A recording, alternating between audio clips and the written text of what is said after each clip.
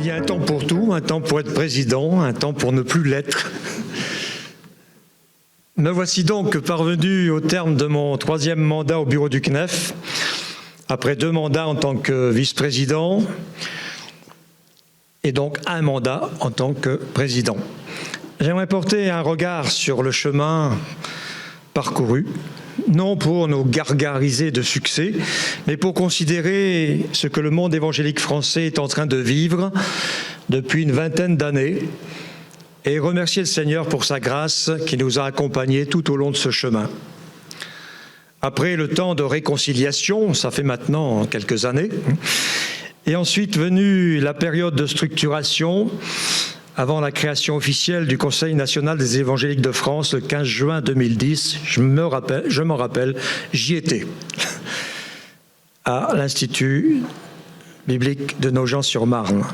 Puis, au cours des années 2010 à 2019, le CNEF s'est développé sous la présidence de notre frère Étienne Lermenot.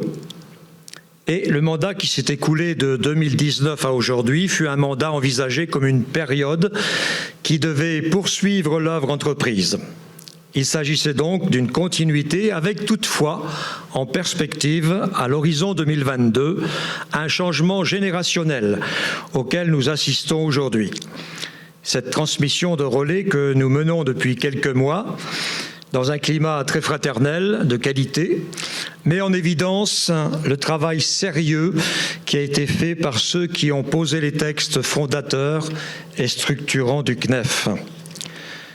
Dans un premier temps, j'aimerais remercier très sincèrement toutes celles et tous ceux qui m'ont accompagné durant cette période inédite à cause de la pandémie et qui fut aussi endeuillée par le décès de notre frère Édouard Nelson en août 2020.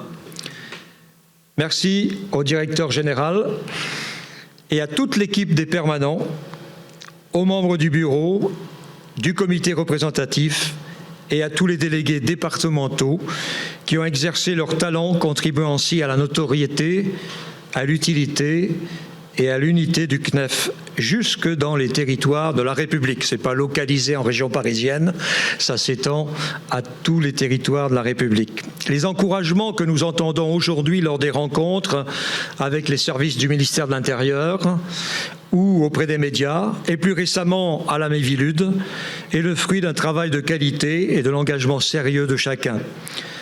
La satisfaction souvent exprimée est bien le résultat de toute une équipe qui a su faire preuve d'unité. C'est la multitude des conseillers qui a permis de construire et de conduire le CNEF.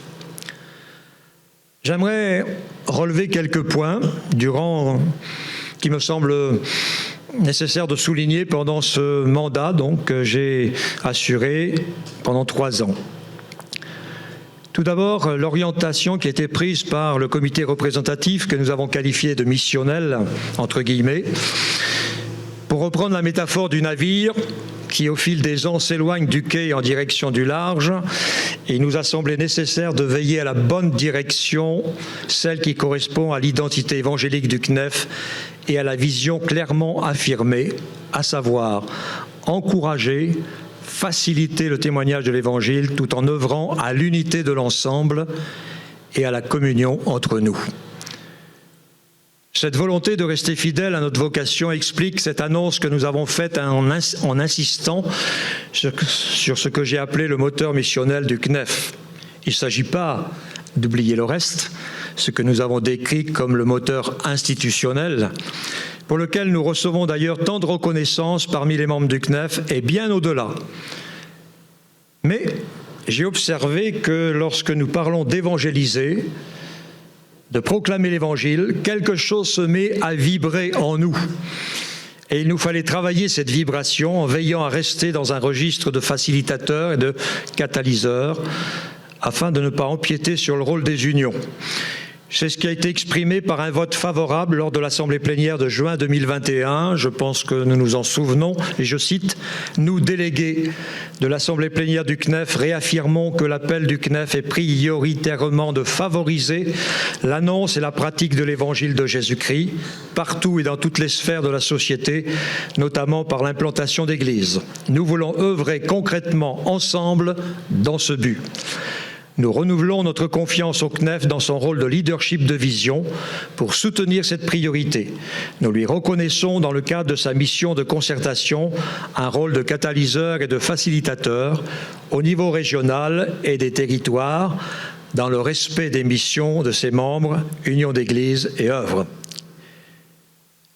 Si les présidents d'union ont largement soutenu cette orientation et partagé cet élan dans les rencontres que nous avons eues avec eux, il est apparu nécessaire lors de nos entretiens de veiller à ne pas franchir les limites des responsabilités de chacun, le CNEF et ses membres.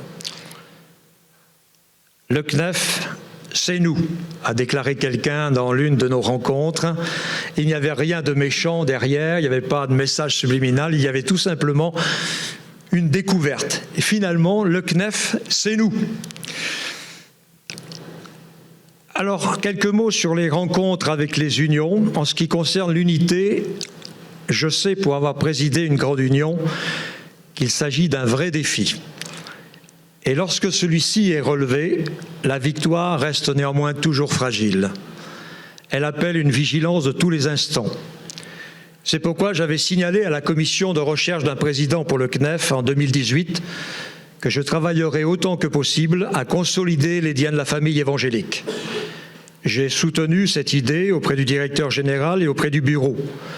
C'est ce qui explique ces rendez-vous annuels avec les présidents des unions, car il me paraissait important pour la gouvernance du CNEF d'être à l'écoute des unions et en même temps être près d'elles pour partager nos projets et sentir leur pouls, sachant que celui-ci peut être variable. Ce souci de l'écoute des unions permet de mieux appréhender les petites incompréhensions, mais il n'y en a pas eu des incompréhensions, qui pourraient naître parfois entre les unions et les territoires. Le dynamisme local sera probablement dans l'avenir à l'origine de belles initiatives qui se développeront rapidement d'une manière transversale aux unions. Et pour l'unité, il convient de mener l'ensemble au même rythme de l'information et de l'encouragement en agissant sur les deux leviers, les territoires et les unions. Un mot sur la dynamique de prière. Développer nos missions ne pouvait s'envisager sans être précédé et accompagné de la prière, comme nous y invitent nombreux textes de la Bible. Une première réunion a eu lieu entre permanents et bureaux au mois de mai, ouvrant cette dynamique que nous souhaitons développer largement et à tous les étages du CNEF. Comité représentatif, assemblée plénière, dans les territoires. Il y aura la semaine universelle de prière et en sollicitant aussi le concours des œuvres déjà impliquées dans une activité de prière et d'intercession. Un mot un peu plus personnel, en regardant ce qui se met en œuvre par les unions et la dynamique nationale de prière que le CNEF veut initier, j'ai comme l'impression d'être sur une montagne, regardant au loin le pays promis, comme ce fut le cas pour Moïse sur le mont Nebo. Nous n'en avons peut-être pas conscience, mais le monde évangélique français vit quelque chose d'étonnant à cause de certaines paroles de Dieu qui m'ont été adressées dans le passé. Je reste persuadé qu'il y aura d'autres grandes choses dans l'avenir pour les évangéliques en France. Oui, nous vivons une période particulière. Peut-être que la tête dans le guidon ne nous permet pas de voir la route, mais nous vivons quelque chose de particulier. Un mot aussi sur les assises de la formation. Lorsqu'Étienne Lermenot était président du CNEF, il nous avait sensibilisés à plusieurs reprises sur la question cruciale de la formation des responsables des églises. Non seulement il faut au minimum assurer la relève, c'est-à-dire former 1000 pasteurs dans les 10 ans qui viennent, mais si nous voulons implanter davantage d'églises, le chiffre annoncé est encore en deçà de la réalité. Il faut aussi accompagner les unions et les institutions pour des relations plus soutenues entre elles et aussi en vue de formation de qualité pour les responsables d'églises appelés à exercer leurs responsabilités dans une société qui devient de plus en plus complexe et confuse. J'ai cité dans mes propos d'introduction de la deuxième session des Assises le texte du prophète Ésaïe que vous connaissez bien, qui établit un lien pratique entre l'élargissement de la tente de Jérusalem, l'allongement des cordages et la consolidation des piquets qui soutiennent l'armature. Le rôle des ministères donnés à l'Église est de préparer celle-ci à bien exercer son ministère dans le monde en vue de la réalisation du dessein bienveillant de Dieu pour l'humanité. Il faut donc des ministères bien formés eux-mêmes et qualifiés pour transmettre à l'Église ce qui peut contribuer à sa croissance et à sa construction. C'est pourquoi 2 sessions d'assises de la formation ont eu lieu en vue d'imaginer des dynamiques et synergies permettant de relever ce défi des vocations et de la formation initiale, mais aussi la formation en cours de ministère. Un projet d'accompagnement des vocations est en préparation. Des rencontres seront organisées entre institutions, unions et œuvres de jeunesse et des travaux de réflexion continueront d'être menés sur cette thématique. Travailler à la formation des responsables des églises, c'est œuvrer à l'unité du corps de Christ, c'est œuvrer à l'enrichissement des églises au travers de ministères qualifiés qui eux-mêmes sont appelés à équiper les saints pour le service. C'est donc donner aux églises locales les moyens d'accomplir leur vocation au service d'une même vision. Il me reste à évoquer les relations du CNEF avec d'autres institutions. Par l'intermédiaire de notre sœur Claude Martineau, ici présente, de bonnes relations ont pu être entretenues avec l'Armée du Salut et son colonel Daniel Nau, jusqu'à aboutir à la signature d'une convention qui formalise officiellement les relations entre l'Armée du Salut et le CNEF. Claude Martineau est la représentante de l'Armée du Salut au CNEF. Elle est présente aujourd'hui au milieu de nous. En ce qui concerne les modalités de relation avec la Fédération protestante de France, les efforts déployés nous ont amenés à clarifier entre nous notre positionnement, à savoir le maintien de relations permanentes et constructives avec la Fédération protestante de France. Les nouvelles équipes, aujourd'hui au CNEF et le 1er juillet à la FPF, seront probablement travaillées encore ce positionnement. Les relations avec la Conférence des évêques sont bonnes. Elles avaient été initiées par Étienne Lermenot. Elles se sont poursuivies en bonne intelligence. Et le mot de la fin.